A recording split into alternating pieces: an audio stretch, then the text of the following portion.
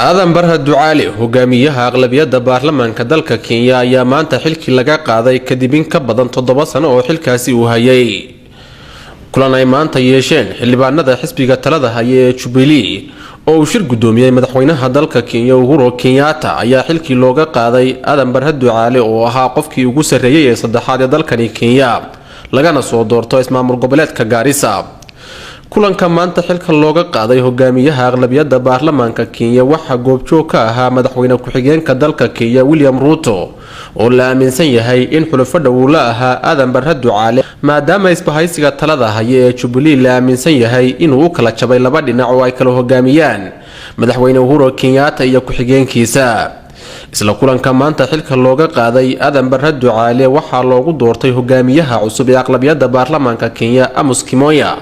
oo xildhibaan laga soo doorto gobolka madaxweyne Uhuru Kenyatta.